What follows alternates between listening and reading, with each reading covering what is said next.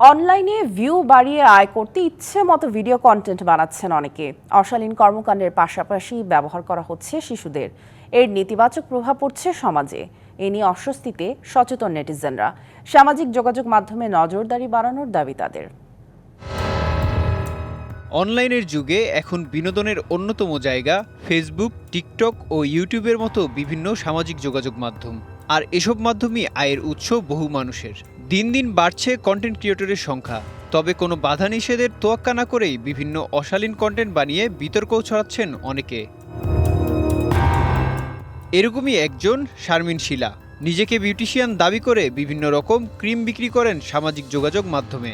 কন্টেন্টের ভিউ বাড়াতে গিয়ে বিভিন্ন অশালীন অঙ্গভঙ্গি ও সন্তানদের নির্যাতনের অভিযোগ তার বিরুদ্ধে। সানবিট সব দিবে সামাল।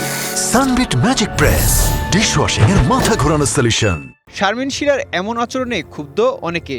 আপত্তি জানিয়ে আশুলিয়া থানায় মামলার পর বৃহস্পতিবার রাতে গ্রেপ্তার করে পুলিশ।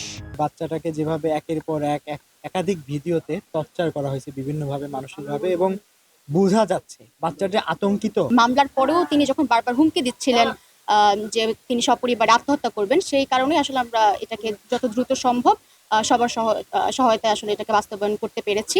তবে ভিউ বাড়াতে সন্তানদের ব্যবহারের অভিযোগ অস্বীকার করেছেন শারমিন শিলার স্বামী। আমাদের ছেলেমেয়েদের নির্যাতন করতাম, আমার ছেলেমেয়ের গায়ে দাগ থাকতো, কোনো আঘাত থাকতো।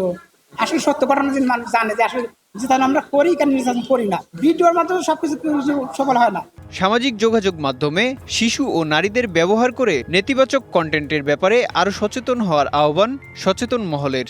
ছোট বাচ্চাকে ব্যবহার করে যে ভিডিও তৈরি করা হয়েছে, এর পেছনে এক ধরনের ব্যবসায়িক উদ্দেশ্য রয়েছে। এ বিষয়ে সচেতনতা এবং নৈতিক শিক্ষাটি বাড়াতে হবে। শিশুর প্রতি সবাই যেন মানবিক ভাবে শিশুকে ব্যবহার করে।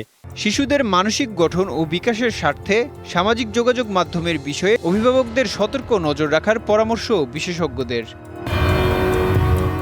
DBC news desk.